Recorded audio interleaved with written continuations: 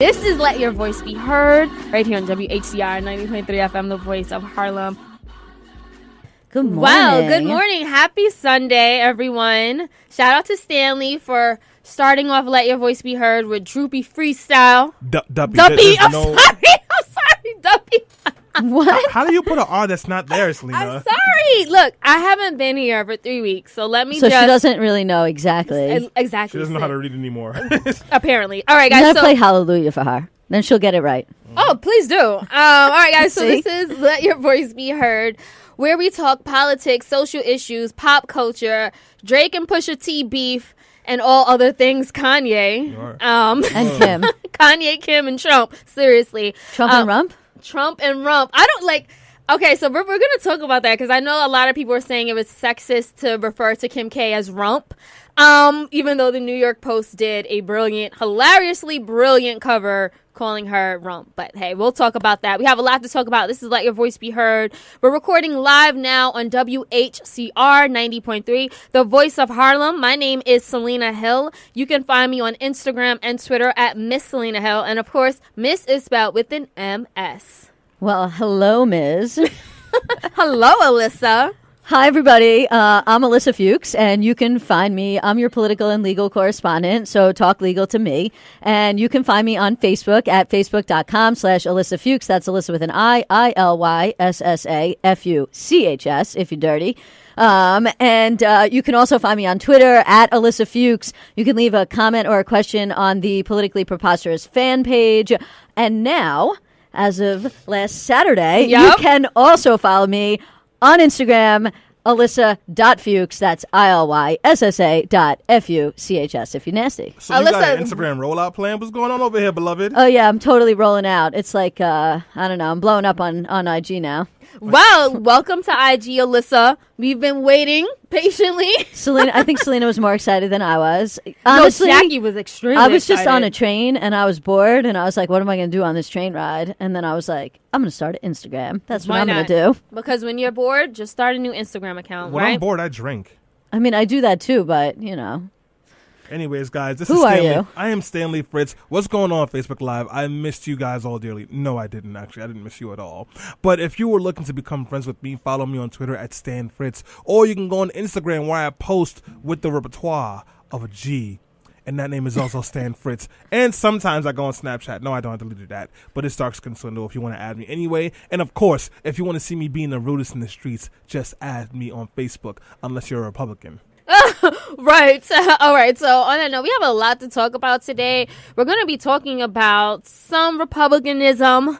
I mentioned Kim. I mentioned Drake. Puerto Rico. Definitely we're going to be talking about that, the atrocity there, and the fact that the numbers have been revealed by this Harvard study that said that nearly 5,000 people died in Puerto Rico. I mean, we knew it wasn't just 24 people, but that's what the Trump administration was trying to convince us of. So we'll talk about that. We'll talk about Trump's response. Oops, I forgot he hasn't responded. Yeah, he's trash, y'all. As 100% I mean, trash. as if you didn't already know. Right. Yeah. I mean, or expect that, right? It's horrible. So that, and then we're going to spend a lot of time talking about racism and Roseanne. I mean, this is America. And, you know, Roseanne just got canceled, her show. And I think she's still on Twitter, though. But we're going to talk about that whole debacle that happened over Roseanne, her racist, problematic history, and what this really says about everyday racism in America and systematic racism, because it definitely points to larger issues at hand. So we're going to have a really in-depth conversation about that. And of course, we want you to let your voice be heard. That means you can tweet us at BeHeard_radio. You can also keep those comments flowing on Facebook.com. Let your voice be heard. That is where we are live right now. And shout out to everyone who has joined and is watching. And if you're on a podcast, stop being shy. You see how I cut Selena off? Cut us off in the middle of our podcast. Ask with a us comment. questions. Word. And give us comments, especially today when we're talking about Roseanne and racism. We know you all have strong feelings about it. Don't be shy. Tell us what you feel. And, we'll get your comments on the air. You hear that, Chrissy? You hear that, Catherine? Let your voice be heard. You too, Roland. So make sure you guys are letting your voice be heard. We're going to take a quick break, but don't go anywhere. When we come back, we're talking blackface, Drake, Kim. Blackface. Yes, we're talking about it all. It's about to be a surgical summer. We out of here, guys. Chop the tops off the coupes. The Cuatrocientos ochenta y ocho. We are back on Let Your Voice Be Heard on 90.3 FM WHCR. Facebook Live. Guess what? I took an Ambien this morning. It's about to be lit. Hennessy does not love you, Stanley. Seriously. I know this Say. because I've seen you come in before and be like, oh, man, I shouldn't have drank so much Hennessy last night. That's Stanley every Sunday morning. But shout out to Stanley for coming through with those vocals. As we said right before break, we are kicking off the show talking about all of the news stories that happened in the last week that made us laugh, cry, start an Instagram account, delete Facebook, and all the other fun stuff. So we definitely have a lot to talk about. Stanley, what are we starting with? Which story? So we definitely got to start with the fact that Drake got his face kicked in by Pusha T and the Added On freestyle. We learned a couple of things. One, Drake is ashamed of his blackness. Could have told you that. Two, Drake has a secret son from a porno star, but not the one you go to on the main page of Pornhub. It's the one that has a pop-up where she has a webcam you have to click on. Don't ask me how I know. I've never been on Pornhub. Never. Allegedly. I've never been on Pornhub in my life, guys. But that's the one, and apparently Pusha T said Drake wasn't taking care of him. Drake then put out a statement about his blackface, which is how you know you've lost the rap battle. And I've been sitting here just loving every second of it. Well, I would say, yes, it's very entertaining. But that whole blackface picture, I honestly feel like everyone took that out of context. So, what? They took it out of context. The picture. So Drake had a whole photo shoot of him in blackface. Mm-hmm. And basically he did that to highlight stereotypes and how actors of color, entertainers of color aren't treated the same in the industry. Really? And basically they're typecast. And to me, he made a very strong political statement. Like that John Singleton movie? It was interpretive art. And honestly, I appreciated it. And I know a lot of people were like, oh, it's time to cancel Drake because he was in blackface without taking into account why. Honestly, I think it was distasteful. And I don't think that he translated his message well. But to cancel Drake for doing a photo shoot, that was well, no one cares about that. Drake is black. He wants to do blackface. No, a lot of people cared that raises about a good it. question that I was going to ask you guys. Can somebody who's black do blackface, and is that considered to be racist? Because racism, as we've discussed many times on the show and will later on, is about a power structure. And so if somebody of color wants to quote unquote take it back, he is light skinned though. Okay, but that's an issue of colorism, is it not? Well, Alyssa raises a good, maybe Stanley did, about his light skin privilege. At the end of the day, Drake is a black man who is also subjected to the one drop rule, and he is also always black according to society standards. A lot of people were like, oh, he's biracial. He's not a conscious rapper. He shouldn't even be trying to insert himself in that space. And I say no. Well, why not? A couple of things. I want to give a shout out to some people who are listening. Yeah, go ahead. Patty, thank you always for listening. Roland, my guy, thank you for listening. Chrissy, Renee, Catherine, you always listen. I adore you. Be beautiful. Alyssa, did we have a comment you want to read on Facebook Live?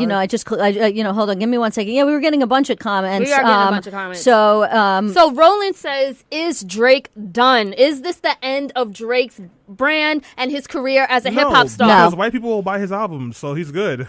You think Becky and Rhett are someone listening? Oh my God, push a body Drake. No, they're waiting as soon for the as album. Passion Fruit comes on in the club, everybody's going to be swinging to that. So as soon as Nice for What comes on in the club, I'm going to be dancing. You crazy? Hey, so this is not it's the end all of right. Drake. I mean, that also raises a second question about, you're going to dance to R. Kelly, but, No, but R. Kelly molest children, allegedly. Allegedly. Drake got bodied in the freestyle, but you know what? When this song comes on right here, listen, Selena, tell me you're not going to dance. Explain myself. You said you cared for me better. Louisiana. Murder on the beat. Murder on the beat. You hear that?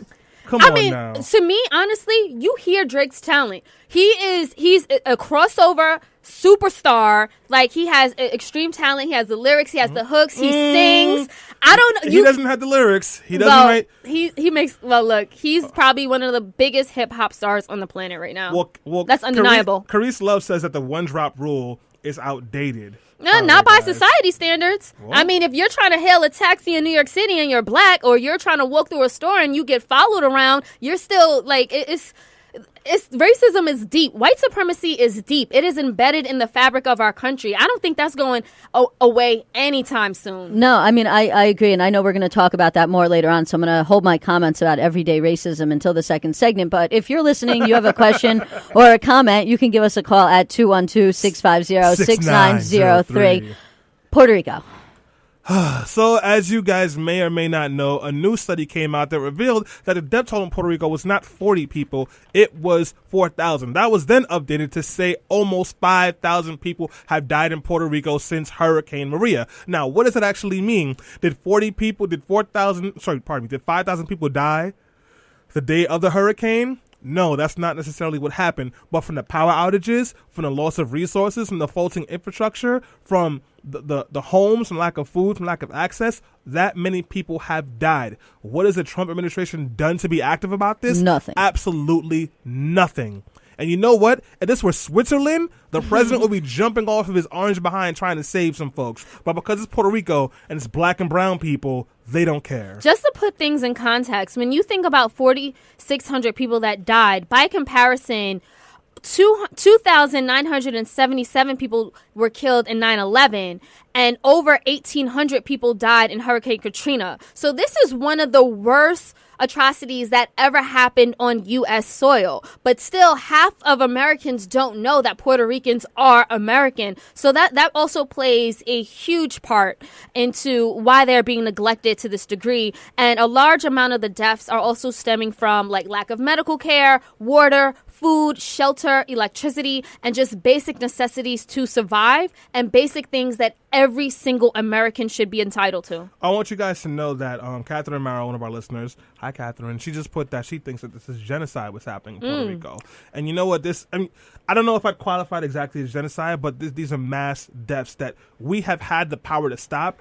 Well, damn, maybe, you know what? I was going to say, like, these are not just mass deaths. These are mass deaths that are preventable. Yeah. That are preventable by basic human power needs, and making, like, for example, there was a report that I was reading about a guy who was on a ventilator who needed basically 24 hours a day, 7 days a week to have power while his lungs recovered from a very serious lung disease, and he passed away because there was no power to keep that medical machine going. And so this is one of those issues that it's not just about the official death toll of people that were directly killed by the hurricane itself. It's about all the other people that have now died from disease, lack of power, lack of food. And it is unconscionable that in 2018, when we are in theory living in the richest country in the world, and this is one of our commonwealths, which is just crazy to begin with, that we literally still have a colony of people that do not have statehood,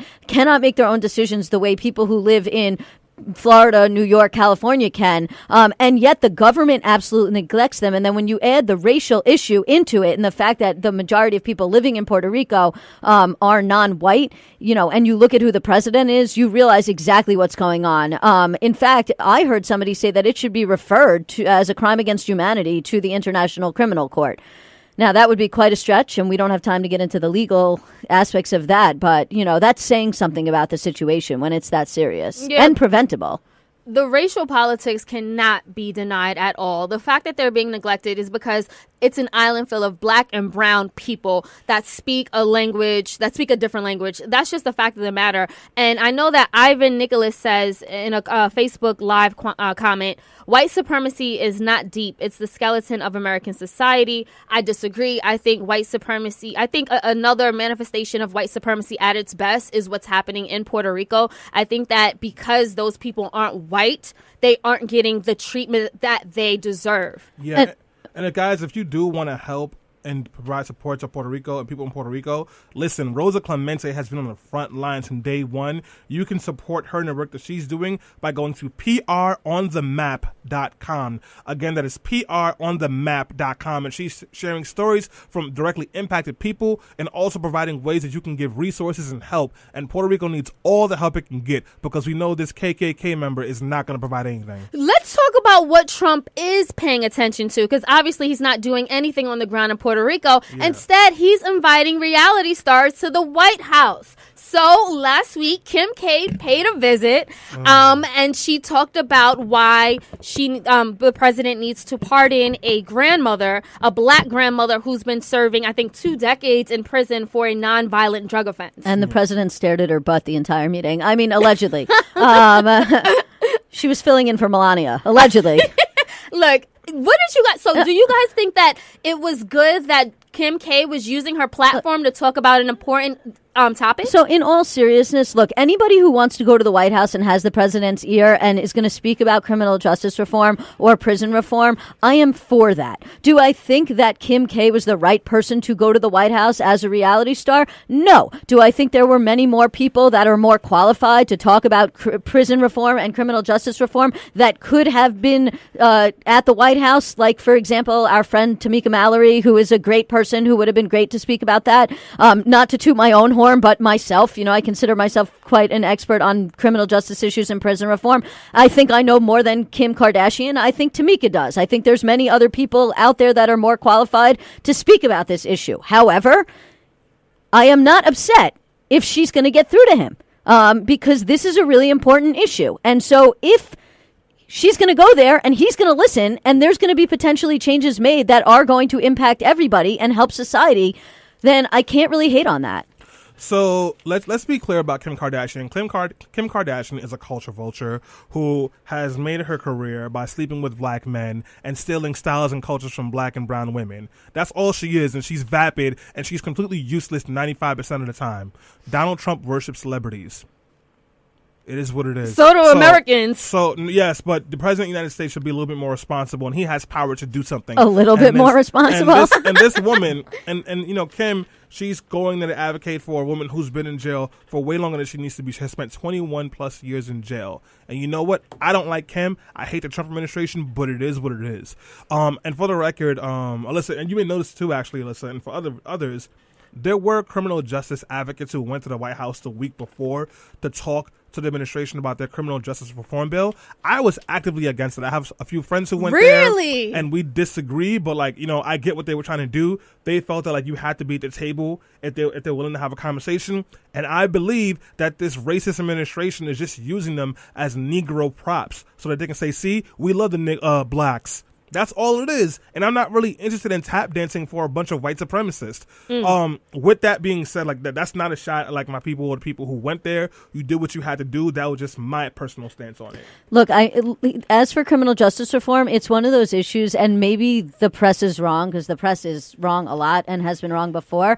But most people who are in touch with this issue, at least at the federal level, because remember, criminal justice reform is two-tiered. Yeah. It happens both at the federal level and at the state level. But in terms of the federal level, there's a lot of chatter around the fact that this is one of the few bipartisan things that they think could get done this year. It's something that Republicans are for, in particular the more libertarian-leaning Republicans. It's something that many Democrats are for. And so, just putting aside the racial politics that we've been, dealing with in terms of the Trump administration from the very beginning, there's some real motivation that coming out of Congress, this may get done. And you don't want to get a decent bill that gets sent to the president's desk that he doesn't sign. So I do think, like you said, I agree with you that I think he's using people as political props on one hand, but I also think that on another hand, we want to convince the president to sign a bipartisan piece of criminal justice reform legislation. If it is going to materialize, we do not want him to veto that legislation. Well, I mean,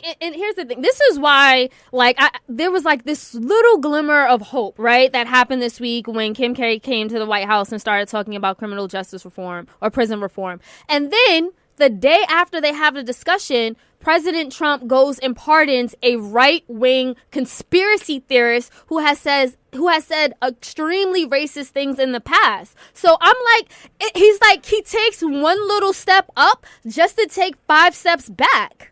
Yeah, and also I just want to go back to Alyssa's comment about we might get a bipartisan bill. I don't trust these white people, and I damn sure don't trust Republicans or Democrats in Congress or Senate. The kind of bipartisan bill they're talking about would just include the private industry into the system. So maybe you're not sitting in a jail, but now you have a watch or an ankle bracelet on you so people can track you that you have to pay for, that if you miss a payment, you go right back to jail anyway. And I don't support that kind of criminal justice bill. That's not even reform. It's just privatization. Maybe folks who are in the work more deeply than I am feel differently, but I just feel like that's another way to put dollars on people's backs. No, I agree with you on that. There's another bill that's pending about sentencing reduction, which is the one that I was specifically referring to. But I am, I'm aware of the bill that you're referring to. Yeah. On that note. Yeah, and then lastly, I wanted to talk about the rising Republican star governor in Missouri who had to resign over sex scandals. We have about 30 seconds. Rape. He tied a woman up. Allegedly. No, it was. He pled indicted guilty? for it. Yeah. Well, indicted is not. Sorry, pled guilty. Well, he's indicted on it allegedly. Thank you, Alyssa. That he made her get naked, tied her up, forced her to take pictures, and give him oral sex. He's a rapist. Allegedly. And he's also resigned. On that note, we do have to take a quick break. Don't go anywhere, guys. When we come back, we're talking about Roseanne and racism. This is America. This is also Let Your Voice Be Heard. Stop. I mean, we the best music. We are back on Let Your Voice. That's racist. Was that anti-Semitic? No, she is a Jew, and her name is Alyssa. It's true. But if you said my friend is a black and his name is Stanley, would that Probably. Let's No, ask unless they're Facebook referring Live. to you. Facebook Live. If Alyssa said in a song, my friend is a black and his name is Stanley Fritz, would that be racist? Because I just said my lawyer is a Jew. She's a lawyer. And her full name is Alyssa and her name is Alyssa. Could that be? I don't know what's happening. I Anyways. think it would have been better if you said my lawyer is Jewish and her name is Alyssa, but I don't know. We've had this conversation before. Yes, we don't have time to have seriously. this if one Cardi today. B says a Jew, why can't Stanley say a Jew? Oh, I'm I'm gonna stop saying that. I feel weird now. All right, Catherine- we're gonna have to play that this back another day. And Yes. that's like the after show. So And regardless, Catherine Marrero says she loves you, Stan. Keena, sorry we couldn't get to your comment, but Kanye's an Uncle Tom and people still support him because they're sheeps and idiots. Okay. Back to the discussion at hand. So last week we know that Roseanne showed her true racist colors once again when she made a comment about Valerie Jarrett, an African-American woman and former advisor to President Barack Obama. So in a tweet, Roseanne said, and I quote, Muslim Brotherhood and Parent of the Apes had a baby equals Planet of the Apes equal... Stanley, you know what? You're not going to try to sabotage my opening. It equals Valerie Jarrett. So the tweet was unquestionably a dog whistle racism that echoed a slew of conspiracy theories about Obama as a Muslim and historical stereotypes of black people as apes. So, nevertheless, ABC pulled the plug on Roseanne's show and she was canceled.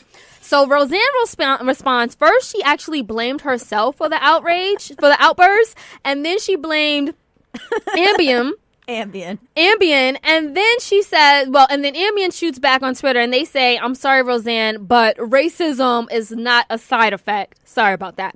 So then she also started blaming liberal critics. Then she says ABC executives became nervous when black comedian Wanda Sykes promptly left the show as a consultant. So it was just going on and on, right? And then she also blamed Michelle Obama in one tweet. Like, I was just she also said that she didn't know Valerie Jarrett was black. Oh, my As God. if that changed anything. But, I just can't. She's on something. Roseanne, here's some advice. Delete your Twitter. Yeah, seriously, it's time to delete Twitter. That's not Ambien, that's We Molly. should just delete Roseanne. Seriously, we need to delete Roseanne. Okay, so then our president decides to interject himself into the controversy. But of course, he did not condemn Roseanne's racist tweet or talk about the need for tolerance or respect. No, of course not. He narcissistically demanded that Bob Iger, who is the chairman of Disney, which owns ABC, give him an apology the same way that he apologized to Valerie Jarrett. He did that twice, too, by the way. That's Donald Trump. Where do we find these trash people? in America. This is white middle America for you. Ask white voters. Like, I don't, seriously. Okay, so this was not the first time that Roseanne has attacked a politically powerful black woman. A few years ago, she actually compared Susan Rice, Obama's national security advisor, to an ape as well. And I wanted to say, like, to me, Roseanne's tweet was just an example of everyday racism, right? So we here on Let Your Voice Be Heard, we talk a lot about systemic racism, which is seen in like the criminal justice system and any other established institution which has corrupt policies and practices that discriminate against people of color, particularly black people, right? And you see that in the fact that most white and black people use marijuana at the same rates, but black people are disproportionately in prison for using and just even possessing marijuana. That's one example of systemic racism.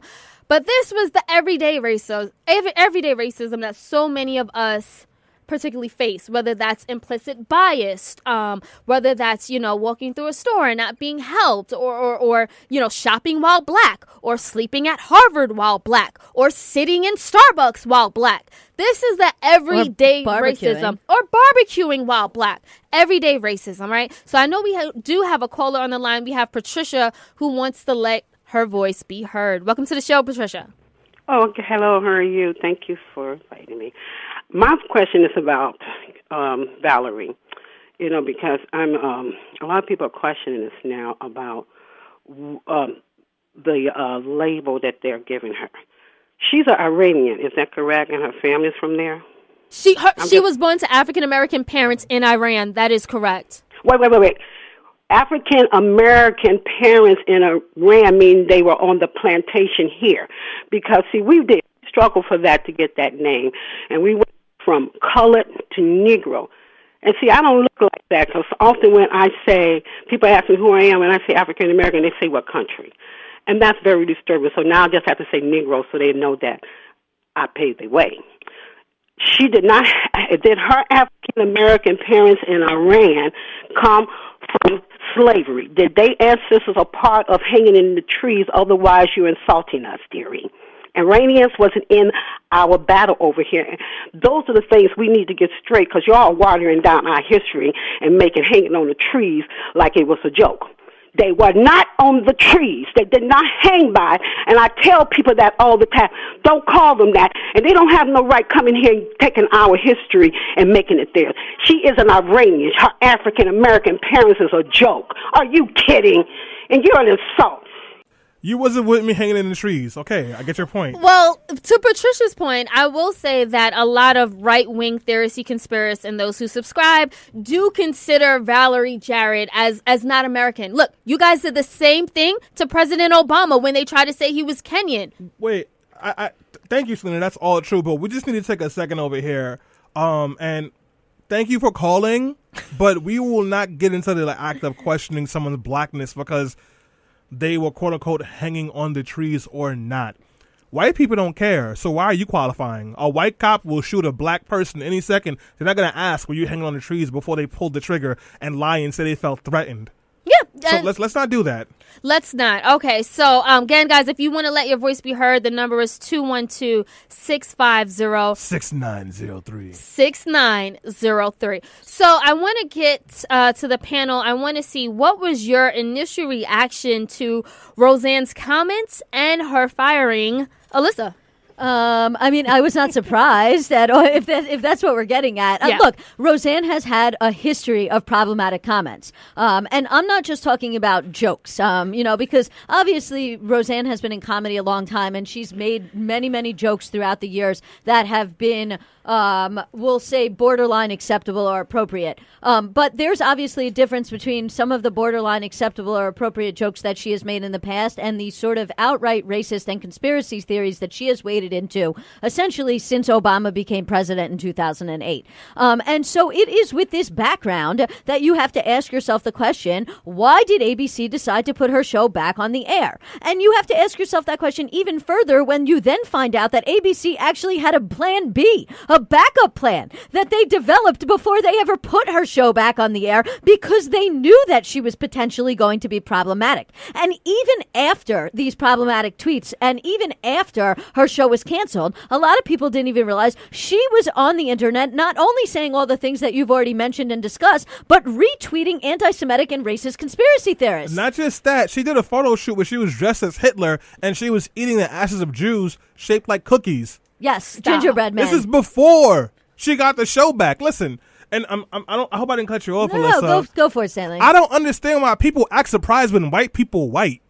Listen, ABC or NBC, whatever station they put that show on that I never watch, all they care about is the bottom line, their dollars. And the only people that still watch TV on a regular are the same people who voted for Trump and have sex with their cousins and live in middle America. And they were the ones that were going to watch it, and that's why they put her on there. And they thought that they could ignore lots of the racism until this happened, and all of a sudden now, the token black person who took a job with them, don't ask me why, decided to leave, and they decided to get values at that point. I'm not surprised by any of this. We've been dealing with this forever. And in the last 3 years or so, we've been seeing it at new heights. And the only people who are shocked by this are problematic white people and middle of the center white people. That's the only ones. Everybody else knows what time it is.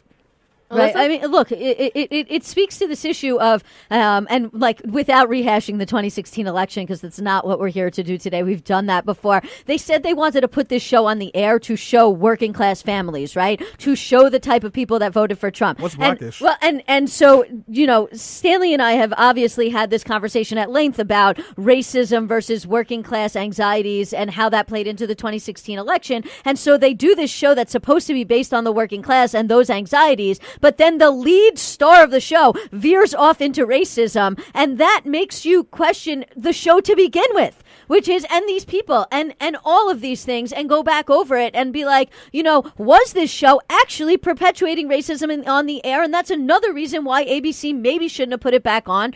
Or was it actually exploring these quote-unquote working class anxieties? So, listen, this is not something you're saying. This is something that everyone, like the establishment, is doing, where it tries to portray, like, so here's what you need to notice. Why is it every time we talk about working class, people of color are mentioned as an afterthought? Black people are working class. You want a show about working class people? Watch Blackish. Watch Fresh Off the Boat. Right. There are other options, other alternatives. You know, I agree to the point. I mean, ABC put this show on the air, again, because they wanted to make money, and they understand that Trump, his supporter, and just racists in America, they're a very strong base, and they're a very strong consumer base. So that translates into dollars, and we live in a capitalist society, and people are just exploiting racism at black people's expense and at the expense of people of color to make more money. It's simple as that. So, Alyssa, what was your reaction to Trump's response to Roseanne? You know, my reaction to Trump's response was actually I expected him to say more,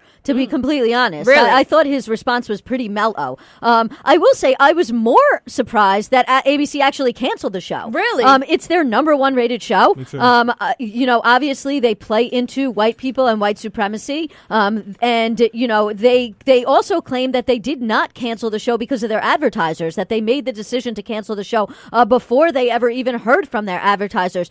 So I was actually more surprised, not about what the president did or did not say, but about the fact that they canceled the show to begin with, because I just thought that they were just going to be like, whatever, you know, we're making money. So like you said, as long as we keep making money, then we're going to keep her on the air. And for them to then come out and say that they did this, and I don't know if this is true or not, I have to assume that they're telling the truth, but maybe they lie, that they did this before they found out whether their advertisers were going to pull out or not, then that speaks to something. Yeah.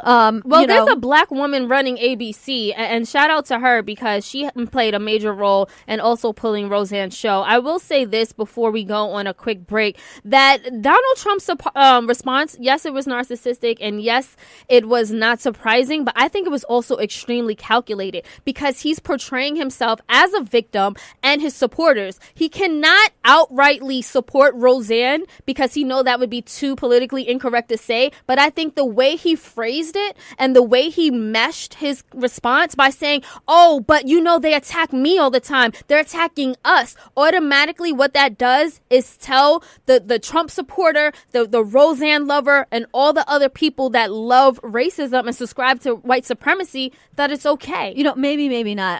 I see where you're coming from. I sort of get that, but I think maybe you're giving him too much credit. I just don't think he's that smart. I mean, and honestly, I think this is just like typical Donald Trump, which is like me. If it was up to him, he would have said Roseanne Kitt should not have been fired, but he didn't do that. He in my opinion, masked it maybe in a very calculated way. Yeah, he blew the dog whistle over and over and over again he's without. Stupid. Yeah, like you said, Alyssa. But also, he's empowered all these white supremacists. So it is what it is. It's getting really intense in here, guys. So I'm gonna put on something a little soft and loving for my homegirl JM. So let's enjoy this song as we go on a quick break. This is Let Your Voice Be Heard. With this bouquet, we can do what we want, let it be the gateway. Okay, oh yeah, This is Let Your Voice Be Heard on 90.3 FM WHCR, the voice of Harlem. Hey, Patricia, what's going on, beloved? I'm Haitian. I'm also African. Holla at me. Right. I mean, thanks for everyone. Since apparently we qualifying who's black because people didn't hang in trees in the South. I mean, look, black people live all around the diaspora. So it does not, to question each other's blackness because of where you were born, it's pathetic. And it's rooted in stupidity. And I think that we need to rise above that. And Selena is not a half-breed. She is 1/8 Navajo. Seriously. Anyway, back to the comments and the topic at hand. So when we last went on break, we heard from an angry caller and listener. Shout out to Patricia. We were also talking about racism and Roseanne. And we have a comment that someone left on Facebook Live. Carice Love? Yes, Carice Love left this on Facebook. She says, and I quote, all of a sudden, we supposed to feel empathy because the average white family is going through economic stress. Big deal. So have people of color. Well, can That's I say fair. something? That's absolutely fair. We should show empathy, even to knuckle-dragging racists. But that doesn't mean we have to allow them to be trash and we have to allow them into our spaces. But because they are human beings, we should feel empathy.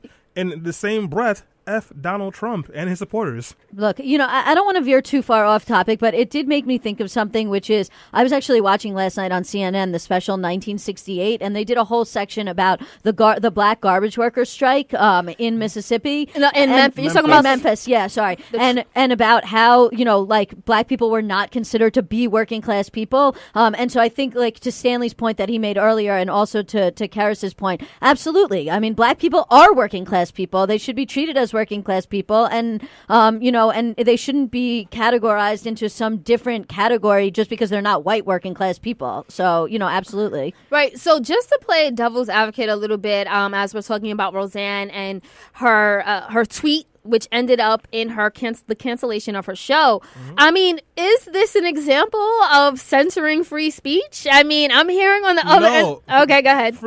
Censoring free speech is when the government tries to silence you for saying something. You're stealing my thunder. Sorry, Laura, sorry. So it's called the state action doctrine. Basically, you can only make a claim that your free speech rights were violated when, as Stanley said, the government tries to censor you, because when the government tries to censor you, that is the state taking action against you based on what you are saying and the content of your speech and your viewpoint, and that violates the First Amendment. But what is not a violation of the First Amendment is when a private company like ABC decides to cancel your show because there was pressure from social media. What is not censorship is when people on social media decide they're going to boycott your show, like we see here, and like we also saw when David Hogg got people together to boycott all of Laura Ingram's advertisers. And then, Fox News pulled Laura Ingraham off the air for like a week or something, and then they put her back on. But those are, in theory, examples of censorship, but they're not examples of violating people's free speech rights. I have always been of the opinion that you need to meet deplorable speech that you disagree with your own speech. And that does not mean we should have a heckler's veto and we should just shut down speech that we don't agree with or that we don't hear. But we should show up and say, we disagree with your speech, and here is our speech that we are going to counter your speech with. And we should also use our power on social media and on advertisers to put pressure on people and organizations and corporations to not allow people to have platforms to spew racist speech and hate speech. Yeah. That's not censorship. Yeah, it's not. And I also just wanted to touch upon something that you just mentioned, the power of social media. Like, because of social media, it's a platform that basically gives us all a voice, and it amplifies the voices of a lot of people of color who have traditionally been marginalized and disenfranchised in our country. But now we have this voice and we have this power to hold people accountable. And now they have to pay real consequences. Example at point is Roseanne losing her job. So yes, that's a very big deal. And shout out to everyone who was tweeting about it and contributed to her, getting a boot. Look, you want to talk about the consequences. Look at Colin Kaepernick, right? This is a man, it's not the government that's censoring his speech, although lately, I don't know, maybe there could be an argument made because of the pressure that supposedly the Trump administration put on these owners to put this new whatever ridiculousness in place regarding the national anthem protest. But, he has suffered real consequences because he has stood up for certain speech that we agree with. Roseanne is suffering consequences because she has put out speech that, we disagree with. And so, again, there are consequences to saying certain things.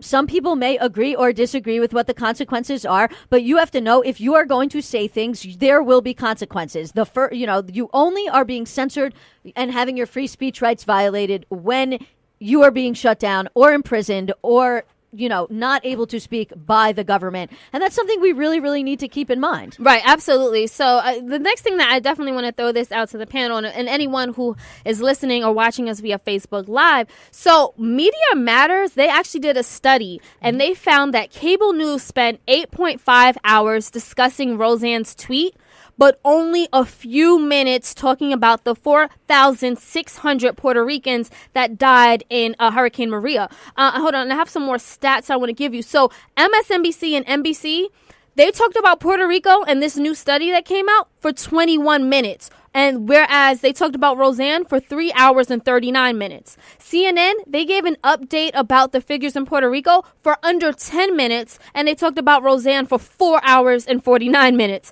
And then Fox, they talked about what's going on, the devastation in Puerto Rico, for 48 seconds. And then they spent hours, again, talking about Roseanne. So the question that I have for you is, are we, as media and news consumers, spending too much time focusing on a racist celebrity as opposed to the other direr issues that really need attention? Because the news, they're reflective of our interests as consumers. Stanley? Well, America doesn't care about black and brown people. It's not that complicated. This is what it is. We don't care about black and brown people unless they're being shot in the streets. Then it's interesting because it's like an episode of The Wire, and then people get bored again. Other than that, we don't care about black and brown people. This same kind of devastation that happened somewhere in, I don't know, Idaho or New Hampshire, where the population of black and brown people is like -5. This would be national news every single day. Right. So, and just to throw it even at you, Alyssa, I mean, here, us on Let Your Voice Be Heard, our main topic today is Roseanne and racism. Yes, we spent a few minutes talking about Puerto Rico, but we decided to spend more time talking about Roseanne and racism. Is that a good thing or a bad thing? Well, I think for us it was more strategic. Literally, while you were giving those numbers, I was thinking, and even we are not talking about Puerto Rico today in depth. I mean, for us, I think it was strategic. The difference for us is we have talked about Puerto Rico multiple times over the past couple of months. In fact, several weeks ago, the day that I was out of the studio doing the 5 Boroughs Bike Tour, you guys did an entire segment on Puerto Rico, and that was not the first time you had done a segment on Puerto Rico. So I think for us, having this conversation today in lieu of doing Puerto Rico is more strategic due to the fact that we have had several conversations about Puerto Rico before. But I do think that there is a problem in mainstream media because it's not good enough for us to just be talking about Puerto Rico once every 3 or 4 weeks. It's the mainstream media that really gets out to people. Yes, we have a following. Yes, so many of you are watching and listening to us today, and we appreciate that so much. But we do not reach the amount of people that p.m. joy reaches on Sunday morning. And so it is also the responsibility of corporate media to be talking about this as well, not just us. And I know we're going to go to Stanley, and I have some final thoughts, but I'll hold off on those for a second. Stanley, quickly. We talked about Puerto Rico 3 times. We barely got any listens. If you look at our numbers for those podcasts, they're below average. On Facebook Live, same thing. So this is an issue we care deeply about. But honestly, when we're having a conversation about what kind of show to have, we have to also be considerate of what people are trying to engage in. And if we're having this conversation and we're shouting to we're blue in the face, or in my case, purple in the face, and no one's listening, why are we exerting energy? And that's a real thing that makes me upset, but it's true. Right, and that is the reality of it. And we talk about that here as people who create media, like we're an independent media company, and we have these conversations behind the scenes all the time. But I would say this. In my opinion, it's just as important for us to talk about Roseanne and racism, even though she's a Trump-loving celebrity and a racist, because the things that she says directly correlate and impact the way we treat black and brown people in this country. The reason that she has the audacity and feels emboldened to call a black woman an ape and say that she's a Muslim terrorist, and the reason why Roseanne as a white woman feels like she can just say this and get away with it, and we're talking about the fact that she did it for like one of the first times in American history. Like they're finally paying real consequences. That correlates with how that correlates and impacts policy and practices in America. Pop culture has always been one of the driving forces behind what happens in our politics and how our policies are affected. So if we were to let Roseanne get away with this, and if we decided not to talk about it and not to tweet about it, it's only going to make systemic racism and everyday racism even harder. Right. There is a direct correlation. Right. And on that note, we are wrapping it up. I want to get you guys' comments and feedback specifically on everyday racism versus systemic racism. So I started off this segment talking about the difference between both. What steps can we take to help combat both systemic and everyday racism, Alyssa? So I'm going to answer that, but before I do, I'm going to just say real quickly, which is this issue of Roseanne is bigger than Roseanne. This is not just about Roseanne. This is about every single white supremacist, racist, bigot that has now come out of the woodwork on Twitter, that has been emboldened to say the things that they were saying in their mother's basement for the past 10 years on Twitter, out in public, in front of other people. And the reason that is happening, and they are emboldened to say that, is because we have a president who thinks that it's okay to blow the dog whistle all the time. So we have to keep in mind the fact that this everyday racism is being driven by the systemic issues that are going on within society, within our very own, institutions that have existed forever, and right within the White House. So that's number one. Number two, as for dealing with the systemic racism and everyday racism, yes, we work very hard to combat systemic racism and to look at issues about criminal justice and how systemic racism is built into the criminal justice system, into the voting system,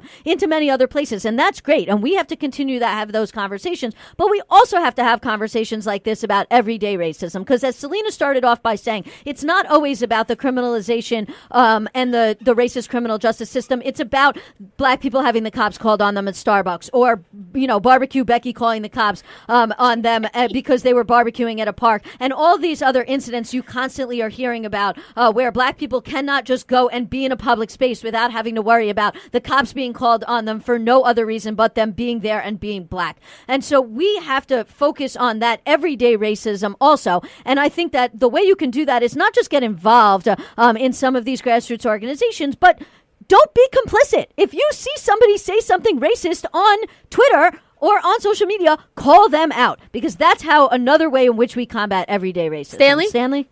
Well, white people have to admit that racism exists. There are white people splitting hairs about whether what Roseanne said was racist. White people got to start dealing with their own nonsense. Listen, you are trash, and your auntie and uncle are trash too. So start talking to them. Black folks in POC will take care of our folks. But until white people are ready to admit, oh, this is a thing and we caused it, we're not going to get anywhere. Right. And I will just say this to wrap it up. So President Trump and his base of supporters, they've succeeded in creating a safe public space for hateful, blatant racism, which Trump then exploits for his own political advantage. We know this, but we can't let that distract us from the destructive policies and actions that he and his administration are taking, nor the negligence that he's showing towards minority communities, particularly those in Puerto Rico. So stay abreast, stay aware. Like Alyssa said, don't be complicit. Continue to tweet, continue to talk about it, continue to share and support. And you know what? We are seeing some results. We have a long way to go, but progress is being made, and it's because of people like you and I. On that note, I want to just say thank you to everyone who listened in and who called into the show. Shout out to everybody who left a comment on our Facebook Live. Everyone who's listening via podcast, please share this show. And of course, you can support us by giving a monetary donation on patreon.com/BeHeardRadio. Again, that's patreon.com/BeHeardRadio. We'll see you again next week, guys. Enjoy.